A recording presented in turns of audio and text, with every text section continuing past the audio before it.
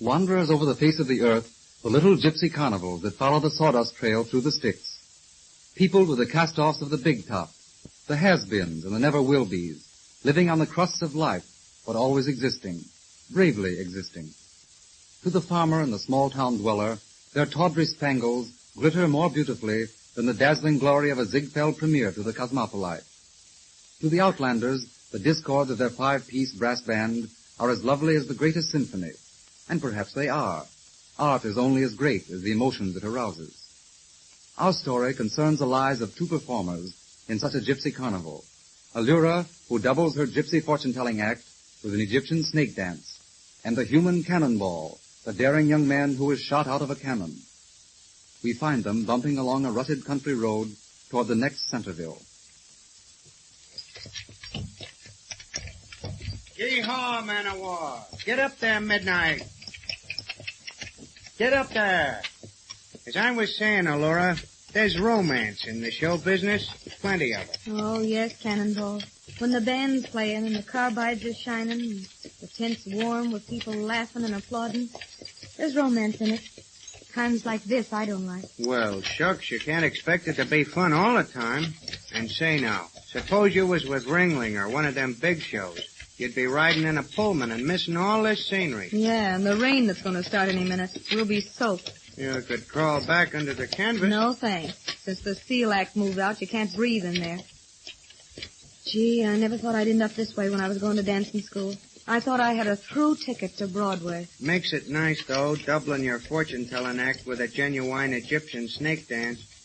You know, Allura, I ain't so hot about the sheep-headed girl anymore. No? Nah. She ain't got the respect for my art she ought to have. Professional jealousy, I guess. Now, you, Allura, you appreciate me. I think you're awful brave, Cannonball. Shooting yourself out of a cannon like you do. Must take a lot of nerve. It does, a terrible lot. I get to thinking sometimes about if I should aim wrong someday and land in the lion cage instead of the net. That'd be pretty hard on me, Allura. Get up there, man of war. There's no doubt of it, Cannonball. I thought about it. There was that time you landed on Fatima, the fat girl. Yeah, she ain't liked me since. She's too stuck up for a freak. They're usually pretty good folks. Of course, she had an equestrian act before she got so fat. Said she was born on a horse. I bet it was a swayback. You don't like her either? Nah. Allura, I got an ambition to own a show of my own someday. All I need's a little capital. I got a dog and pony act lined up and a couple of tight wire artists, a clown or two what can double in brass, my human cannonball act, and yours. My act? Yeah. Quit at midnight. Fool horse. Got a case on men of war. You got a good act and you ain't temperamental like a lot of artists. Gee, thanks for the offer, Cannonball, but I'm not going out next season. Not going out? What you gonna do? Sling hash? Maybe. There's worse things. But I don't think I'll have to. But why? In the show business, you're somebody. A artiste. In a hash house, you'd be just plain... Millie Schwenninger. I'd like to be that again, Cannonball. You would, huh? It don't sound so hot as a name. I like Allura better. Maybe I'll change it. The Schwenninger part of it. Get hooked, eh? Mm-hmm. I was meaning to ask you to marry me when I got around to it. Thinking of anybody in particular? Uh-huh. Man named Moore. One of the 6 flying Moors? No. He's not in the profession. He's a farmer. Has a farm right outside this town we're coming to now, Centerville. My gosh, Allura. You marrying a farmer? Yeah. He asked me 5 years ago when we last played here. Oh, it'll be wonderful to stay in one place for years and years and years. The same house, the same friends, same man. And sit in front of a fire and listen to rain on a shingle roof. Giddy up, man of war. You're slowing molasses. Kind of monotonous, I should say. Does he know you're coming to town? Yeah. I wrote him a week ago when we were routed here. He said he'd be waiting at the fairgrounds for me. He said he'd wait when he asked me to marry him 5 years ago. Patient, Cuz. Farmers take care of their women. Yeah, but they don't have much fun. At least those I've seen don't. Well, maybe not, but they have security and warmth and plenty to eat. And they stay in one spot. That means more to me than anything else. Just living a peaceful, placid existence in one spot. I'm sick of gypsy wagons and sleeping with the monkey act so they won't catch cold. So you marry a farmer. Well, everybody to their taste. Giddy up there. Get along. We're almost to the fairgrounds. I wonder if he'll be there tonight or wait till tomorrow when the show opens. Most likely tonight to get a pass for tomorrow. No, to see me. I'm sure he'll be there tonight. He said he was counting the minutes till I got here. Not much doing on the farm, huh? No, I mean, of course there is. It's just he can hardly wait for me to get there. Oh, yeah. Well, there's the fairgrounds. You'll soon see if he counted the minutes right. Oh, he'll be there. I know he will. Yep, I'm afraid he will. Oh, there he is now. Over there. Let me down, Cannonball. Let me down. Whoa, Midnight. Man of war. Whoa, you fools. Wait a minute, Allura. I'll help you. See you later, Cannonball. There's Dan over there. Dan Moore. See you in the morning at the fairgrounds. Well, I'll be darned. Women ain't got no sense, man of war. Give Midnight a kick and let's get going. Dan Moore, here I am. Gee, Allura, is it really you, is it? Did you think I was never coming, Dan? Well, almost. 5 years is a long time. Gosh, it's good to see you now you're here. You're even more beautiful than I remembered you. Oh, do you think so, Dan, really? You, my, how big and strong. You make me feel like one of the midgets. Now, let's go someplace where we can talk, Allura. I've got a lot to say, and it looks like it might rain any minute. Or how about that restaurant over there? I'm practically starved. Fine. Golly, I'm as tickled as a kid at Christmas time you're here. I've been dreaming of this for 5 years. Me too, Dan. Oh, it's going to be wonderful. You and I alone with each other. Just the two of us. I've wanted everything you are, everything you mean, so long I can hardly realize it's true. It is, though. Just as sure as tomorrow rolls around. We'll get married first thing in the morning. Oh, not in the morning, Dan. I couldn't. I'll have to stay with the show tomorrow. I promised Albertini I would. Well, you mean we'll have to wait another day to... No, we can get married at 6 o'clock. I have an hour off for dinner then, and after that I'll play my last show with Albertini's Astounding Aggregation. Great. No, here's the restaurant.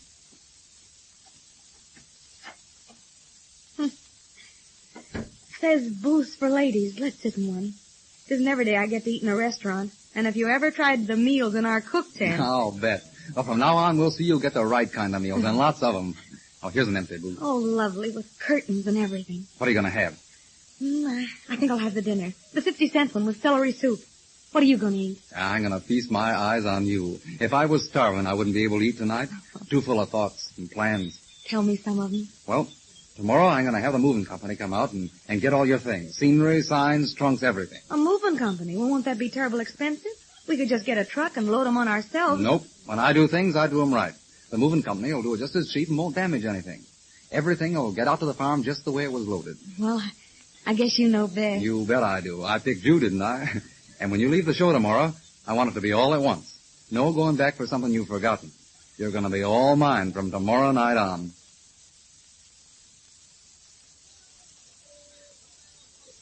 Here you are. Popcorn, lemonade, peanuts, popcorn, and candy. All a nickel, 5 cents. A 20th part of $1. Peanuts, popcorn, lemonade. Step up, folks, step up, take a chance to really guess which of the 3 shells little P is hidden under. That's all. Guess which shell little P is hidden under, folks, and take your money away. Nothing intricate at all. If you guess right, I pay. Step right up.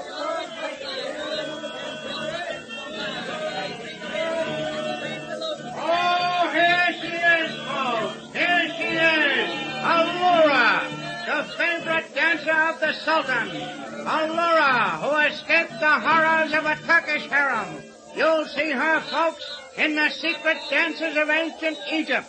Every muscle, every fiber in this little lady's anatomy quivers and shakes like a ball of jelly on a frosty morning, gentlemen. She makes the blind to see and the cripples to throw their crutches away. Ah, and here she is, Allura, in person. Cannonball, can you hold him a few minutes? Dan wants to speak to me. Something important, I think. I can hold him for a month, baby. Go ahead. Allura, ladies and gentlemen, is now retiring for a few moments' repose. A necessary rest before presenting for your edification the marvels of a dance that has thrilled emperors and kings. Get your tickets. Allura, you haven't given me a chance to see you once since we were married. But, Dan, that was only 2 hours ago. I know, but we were so rushed I didn't have a chance to say anything, but I do. Wasn't that enough? That is to start with. Most people think it's plenty. No, but there are things I got to talk over with you. The moving company will be here in a few minutes to get your things, and I don't know what's yours or where it is. Well, everything in my tent goes, including the tent. They can take the scenery and props as soon as this show's over. Great. They can start while you're doing your number. All right. Well, I'll see you after the show. Oh, wait. Allura, I got a surprise for you. A surprise for me? What, Dan? Something wonderful, I know. Tell me what it is. Well, you see, Allura, just after you left 5 years ago, the brindle cow had a two-headed calf, and then Al Jensen's cat had a two-tailed kitten, and I bought it. And there was a half duck, half chicken over in the next county. And you bought that? Yeah, and the three-legged dog, and a four-horned bull, and a one-eyed goose, and a five-legged horse. Dan, stop. You must be crazy. Why this freak animal collection? Is that your surprise? Well, part of it. You see, I thought maybe you'd be lonesome after being with carnivals and circuses so long. You're so considerate, I could kill you. And then I kind of got interested in the show business myself. I mean, knowing you and having all these freak animals. Oh, thank you. Oh, don't mention it, Allura. So I decided maybe I'd start a show of my own. A show, Dan? You didn't, though. No, I didn't figure I had the experience, but I met a fella today that knows all about that business. But he needed what I've got and a little capital. Pour the rest in slowly, Dan. I want to get it all. Oh, there's nothing to it. I just told this fella about marrying you and what a swell dancer and fortune teller you are. And then I told him about my freak animals. And he said that was a swell start if we just had the money to buy a tent and set up. So you... I sold the farm and went in partners with this fellow. We bought one of Albertini's old tents, and we're going to open in Briggs Corners tomorrow with our own show, Allura. Wait till you see the billing. Moore's Mammal Monstrosities, Allura the Egyptian Dancer, and the Human Cannonball. The Human Cannonball? Dan. Sure, he's the fellow I was telling you about. The guy I went in partners with. Now, how's that for a surprise, huh? Oh, they're all here, folks. They're all here. All for the one price of 25 cents. Freak, snake, sword swallower, and Allura for the one price. Step right up and get your tickets now.